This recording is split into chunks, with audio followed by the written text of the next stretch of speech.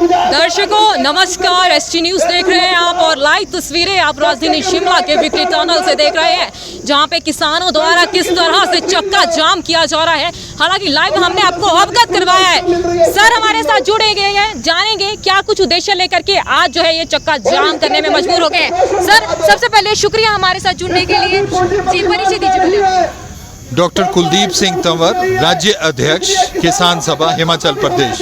Sir जानेंगे क्योंकि लगातार काफी समय से आप प्रयासरत हैं और सरकार तक अपनी बात पहुंचा रहे हैं, क्या यही मजबूरी है या यही उद्देश्य है जो आप यहाँ पे बैठे हैं, क्योंकि सरकार द्वारा लगातार आपको नजरअंदाज किया जा रहा है?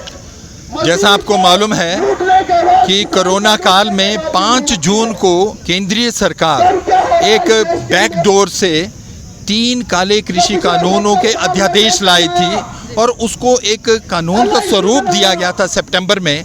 और आज के दिन पिछले वर्ष 23 सितंबर को राष्ट्रपति के हस्ताक्षर उन कानूनों पे होकर उसे इम्प्लीमेंटेशन में ले जाया गया था। पर अभी तो इसको सुप्रीम कोर्ट के माध्यम से अभी इसे हेल्ड अप किया गया है। और पिछले 10 महीनों से निरंतरता में जो किसानों की जत्थेबंदियां हैं, इस समय 500 से ज़्यादा किसान संगठन है, अपने राज्यों में आंदोलन करते हुए वो इस समय दिल्ली बॉर्डर पर पिछले 10 महीनों से बैठे हैं। तो हिमाचल प्रदेश में जो किसान सभा और उसके अलावा जो अन्य बहुत किसानों के छोटे और बड़े संगठन हैं, उन्होंने मिल करके कुछ मुद्दों को लेकर हिमाचल संयुक्त किसान मंच बनाया था। पोंटा के अंदर संयुक्त किसान मोर्चा बना, अन्य भी कई छोटे छोटे संगठन है, वो सब ने मिल करके जो एक हिस्सा है संयुक्त किसान मोर्चा का, आज उस आह्वान का जो राष्ट्रीय स्तर का है पूरे हिमाचल प्रदेश में 35 से 40 जगहों पर ये इसी तरह का चक्का जाम धरना प्रदर्शन इस समय चले हैं। और हमें उम्मीद है जिस तरह ये आंदोलन धीरे धीरे आगे बढ़ रहा है, पहले ये केवल टमाटर और लहसुन के किसान तक सीमित था, सब्जियों के किसान में, उसके बाद ये सेब का किसान जो इस समय मौसम से भी प्रभावित था, उसको रेट नहीं मिल रहा था और बाकी चीज़ों में समस्या आ रही थी, तो वो एक बहुत प्रभावित हुआ। और अब धीरे धीरे करके जो धान और मक्की वाला किसान है, उसको बेचने के लिए जो आज से पहले वो पंजाब के अंदर जाके से बेचता था, इन कानूनों की वजह से अब वहाँ पर वो नहीं बेच पाएगा और उसका धान और जो मक्की है हिमाचल प्रदेश में ही सड़ेगी। अगर उसके लिए एक फूड कॉर्पोरेशन ऑफ इंडिया और राज्य सरकार, जिसमें हिमफेड है, HPMC है, मार्केटिंग बोर्ड है, नेफेड है, अगर वो इसे नहीं खरीद करेगी तो ये आंदोलन धीरे धीरे अलग अलग क्षेत्रों से होता हुआ एक बड़ा स्वरूप हिमाचल प्रदेश में भी ले रहा है। जी जानेंगे सर कि क्या किसान ही इस धरना प्रदर्शन को नहीं कर सकते थे, आपने सीटों का सहारा क्यों लिया है? ये ऐसा नहीं है कि ये जो अभी केंद्र में सरकार पिछले 7 वर्षों से आई है, उससे किसानों की समस्याएं तो कई गुना बढ़ी है, पर इसका प्रभाव मेहनत कश करने वाली जनता और जो आम एक समाज में एक वंचित वर्ग है, उनके ऊपर इसका प्रभाव बहुत ज़्यादा पड़ा है। हम ये देखते हैं इस समय जो 10 सेंट्रल ट्रेड यूनियन है, उन लोगों ने एक पूरा समर्थन दिया है और वहाँ पर भी जो 44 किस्म के जो कानून थे उसे निरस्त करके जो 4 लेबर कोड बनाए गए हैं, उसे निरस्त करने की मांग भी अब किसान आंदोलन और जो इस समय जो मजदूर आंदोलन है वो संयुक्त रूप से अब इस लड़ाई को लड़ रहे हैं। उसके अलावा जो छात्रों की सबसे बड़ी समस्या आने वाले समय में जो नई शिक्षा नीति है, शिक्षा का एक निजीकरण है और निजीकरण और उदारीकरण का जो प्रभाव शिक्षा के ऊपर पड़ेगा और आम जनता जो महिला है उसके ऊपर जो स्वास्थ्य के ऊपर प्रभाव पड़ेगा और जो नौजवान है, तो इसमें सब तरह के लोग, हर तरह के संगठन अब इसका समर्थन कर रहे हैं। और आज हिमाचल प्रदेश में शायद ही कोई ऐसा जन संगठन है जो इसे सपोर्ट ना कर रहा हो। ये एक टोकन लेवल के ऊपर उनका नेतृत्व आज आया है, पर अब जिस तरीके से पूरे हिमाचल प्रदेश के विभिन्न जोन का किसान इकट्ठा हो रहा है, उसी तरह मजदूर और छात्र, नौजवान, महिलाएं भी इस आंदोलन का एक हिस्सा बनेगी। जैसे मनरेगा वर्कर है, उन्हें जो न्यूनतम वेतन है वो नहीं मिलता। हमारी जो मांग है कि 200 दिन इसमें किए जाएं, उसे नहीं किया गया। जो हमारे स्कीम वर्कर्स हैं, उन्हें जो एक न्यूनतम वेतन मिलना चाहिए वो नहीं मिल रहा है। ऐसे बहुत मुद्दे हैं, वो सब मुद्दे इकट्ठे हो रहे हैं और सरकार धीरे धीरे करके बैकफुट पे जा रही है। ये उनका केवल अहंकार है इस समय केंद्रीय सरकार का कि वो बातचीत करने के लिए तैयार नहीं है। उन्हें गलतफहमी है कि वो बाद में किसी तरह का प्रलोभन दे करके इस देश में जनता की वोट ले लेंगे, पर ऐसा संभव नहीं होगा।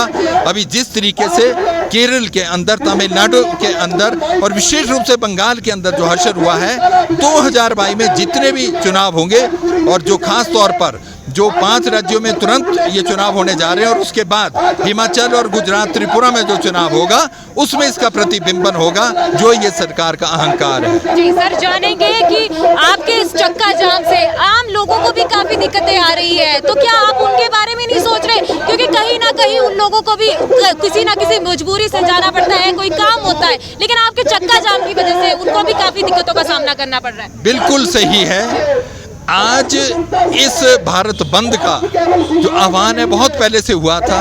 जनता से अपील की गई थी कि अपने टाइम और ज़रूरतों को एडजस्ट करें। राष्ट्रीय स्तर पर इसका आह्वान सुबह 6 बजे से और 4 बजे तक 10 घंटों का है, पर हिमाचल प्रदेश में हमने कोरोना काल और उसके बाद जो प्राकृतिक आपदाओं के कारण लोगों की समस्या है इसको शॉर्ट करके केवल 1 से 2 घंटे किया है। और जनता से भी ऐसा आह्वान किया, और यहाँ की जनता वो आम किसान परिवार से आती है, उनको इसका बहुत ज़्यादा दुख नहीं है। जिसमें जो पॉलिटिकल लोग होते हैं, कुछ ऐसे और ब्यूरोक्रेसी से संबंधित लोग हैं जो इस विषय में बात करते हैं, नहीं तो यहाँ तो कई जगह एक जिस तरह से रास्ते बंद हो रहे हैं और सरकार कुछ भी नहीं कर पा रही, तो लोग तो उन कारणों से ज़्यादा परेशान है। और हमने कोई इसेंशियल सर्विसेज को यहाँ किसी स्तर के ऊपर नहीं रोका है। जी, बात करेंगे सर, कोरोना काल भी चला हुआ है, तो इस बीच काफी संख्या में यहाँ पे किसान और बागवान पहुँचे हैं, तो क्या आपको लगता है नहीं कि कोरोना का संक्रमण बढ़ने का खतरा भी बन सकता है? वैसे जैसे जो भी इसका एक साइंटिफिक पक्ष है खुले के अंदर, क्योंकि जिस तरह उसका संक्रमण होता है उसका ध्यान रखा गया है, वैसे किसान भी एक उस साइंटिफिक टेम्पर में एक विश्वास रखते हैं और उसके जो नॉर्म्स हैं उनके ध्यान रखते हुए इसको किया जाता है। क्योंकि इसका प्रभाव कोई सरकार के ऊपर कोई प्रभाव नहीं पड़ेगा, आम जनता ही प्रभावित होगी। और जो स्वास्थ्य सेवाएं हिमाचल प्रदेश में हैं, जैसा आप जानते हैं हमारे जो हाईएस्ट इंस्टीट्यूशन IGMC में भी है, तो किसान को खुद मालूम है कि अपना बचाव करना पड़ेगा। तो जो कोविड एप्रोप्रिएट बिहेवियर है उसका ध्यान रखते हुए ये आंदोलन होता है। सर, जानेंगे कि इतने समय से आप प्रयासरत थे, काफी समय से सरकार तक आप अपनी बात पहुंचा रहे थे, लेकिन सरकार द्वारा लगातार नजरअंदाज किया गया, तो क्या आपको लगता है आज के इस चक्का जाम से आपकी सरकार बात मान लेगी? ये केवल ये शिमला और यहाँ विक्ट्री टनल का जाम नहीं है, ये हिमाचल प्रदेश में तमिलनाडु खुलना चाहिए। वो एक किसानों का ध्यान भटकाने के लिए भी हो सकता है, और हो सकता है कि सरकार ये सोच रही है कि जो न्यूनतम समर्थन मूल्य है उसको एक कानूनी गारंटी देने के लिए उनके ऊपर जो दबाव है तो उनके नाम से कर दें, तो हमारा ये मानना है। जी सर, अगर अभी भी आपके इस चक्का जाम के बाद भी सरकार आपको नहीं सुनती है, फिर से सुने को अनसुना कर देती है, तो कुछ आगामी दिनों में जो है आपके द्वारा किया जाएगा? इस समय हिमाचल प्रदेश में अलग अलग जोन्स के अंदर अलग अलग जो क्रॉप्स पैदा होती है उसमें किसान अलग अलग समय में अपने मुद्दों को लेकर उन मुद्दों के लिए संघर्षरत थी। अब उन सब संघर्षों को इकट्ठा करके आने वाले समय में हिमाचल प्रदेश में एक राज्य स्तर का एक बहुत बड़ा अधिवेशन होगा।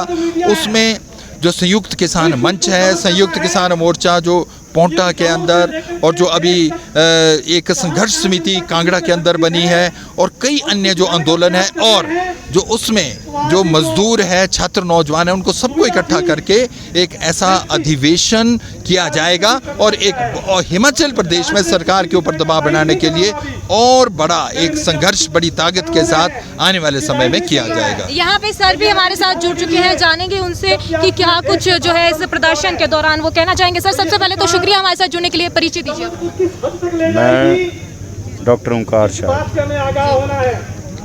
सेक्रेटरी किसान सभा हिमाचल प्रदेश। जी सर, जानेंगे कि आज के इस प्रदर्शन के बारे में, तो क्या कुछ उद्देश्य, आपको लगता है कि इस चक्के जाम से आपकी सरकार तक बात पहुंच जाएगी, बात सुन लेगी सरकार? बात सुनने का प्रश्न नहीं है, ये एक विरोध का हिस्सा है। इस विरोध के जरिए हम पूरे देश की और प्रदेश की जनता के बीच में ये संदेश ले जाना चाहते हैं कि ये जो सरकार है वो किसान विरोधी है, आम जनता विरोधी है, वो उनके खिलाफ कानून बना रही है, उनकी ज़मीन छीनने के खिलाफ कानून बना रही है, और देश के और विदेश के बड़े पूंजीपतियों के पक्ष में जो है वो कानून बना रही है और जनता को नुकसान कर रही है। इसका संदेश हम देना चाहते हैं कि इसका हम विरोध करते हैं, हम इसके खिलाफ है। और इसीलिए ये जो चक्का जाम पूरे भारत बंद का पूरे देश में आह्वान किया है, वो इसी आंदोलन का एक हिस्सा है। सरकार इस पे मजबूर होगी आने वाले समय में, जैसे जैसे इस देश का आम आवाम जो है वो खड़ा होगा। क्या आपको लगता नहीं कि आप किसान ही सरकार तक बात पहुंचा सकते थे? आपने सीटू का सहारा क्यों लिया है? ये देश के जो मेहनत कश है, ये किसान मजदूर एकता पैदा होगी और ये किसान मजदूर एकता ही इस देश की जो ये व्यवस्था है उसको सुधारेगी, उसमें बदलाव लाएगी। इसलिए आज ज़रूरत है कि मजदूरों के ऊपर भी हमला है, किसानों के ऊपर भी हमला है, नौजवानों के ऊपर भी हमला है, छात्रों के ऊपर भी हमला है। ये सब जो है इस सरकार की नीति के तहत हो रही है। अगर हम संयुक्त रूप से सारे संघर्षों को एक करेंगे तो हमारी ताकत बढ़ेगी और इस सरकार को पीछे हटना पड़ेगा। तो दर्शकों, आपने देखा कि किस तरह से जो है प्रदर्शन यहाँ पे हो रहा है, चक्का जाम कर दिया गया है। और यहाँ पे हमारे साथ जो है सीटू के प्रदेशाध्यक्ष विजेंद्र मेहरा भी जुड़ चुके हैं। जानेंगे उनसे सर से। सर, सबसे पहले तो शुक्रिया हमारे साथ जुड़ने के लिए। सर, यही जानना चाहेंगे कि किसानों ने आपका सहारा क्यों लिया है? दर्शकों, तो नुकसान हो तो जो पूंजीपतियों की राजनीति है, जो इस केंद्र सरकार की जो राजनीति है अमीरों को फायदा पहुंचाने की, जो शोषकों को फायदा पहुंचाने की, हमारी राजनीति उसके उल्टी राजनीति है। हम चाहते हैं कि कानून जो है जनता के हक में हो, किसानों के हक में हो, मजदूरों के हक में हो। क्योंकि इस देश के अंदर ज़्यादा कौन है? इस देश के अंदर जो है 140 करोड़ जो जनता है उसका 90% तो से ज़्यादा जो मेहनत कश जनता है, तो उसको कानून उसके पक्ष में मोड़ने के लिए पूरे देश के अंदर हमारी जो समझ है कि इस तरीके के आंदोलन बनाना, इस तरीके के आंदोलन खड़े करना, इस तरीके के आंदोलन के ज़रिए सरकार को पीछे धकेलना, ये हर भारतीय की जिम्मेवारी है, ये हर मेहनत कश आदमी की जिम्मेवारी है। इसलिए ये केंद्र सरकार जो ये प्रचार कर रही है कि ये कुछ पार्टियों के द्वारा पोषित ये आंदोलन है, ये उनकी गलतफहमी है। उत्तर प्रदेश में जब लाखों लोग जो है रैलियों में आते हैं, इतने लोग जितने किसी राजनीतिक पार्टी की रैली में भी नहीं आते, इतने किसान जब मैदान में आ जाते हैं, या पंजाब, हरियाणा या दिल्ली के अंदर या देश के दूसरे कोनों में जो लोग लाखों लोग आ रहे हैं, वो अपनी पार्टी की राजनीति को परे रखकर एक किसान होने के नाते अपनी किसानी की लड़ाई लड़ने के लिए वो आ रहे हैं, एक मजदूर होने के नाते एक मजदूर की लड़ाई लड़ने के लिए वो आ रहे हैं। तो ये लड़ाई चल रही है केंद्र सरकार की अमीरों के पिया तो रखे अभिमान, पिया तो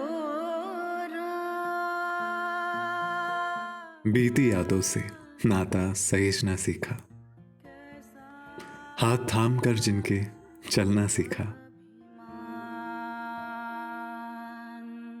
गिरने लगती जब तो उनसे संभलना सीखा। पिया तो रखे अभिमान, उनकी डांट से खुद को तराशना सीखा। पिया तो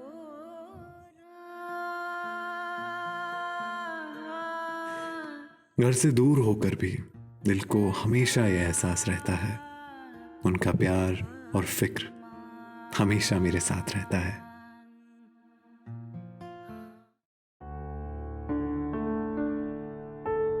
भूषण ज्वेलर्स, अनमोल रिश्तों के लिए।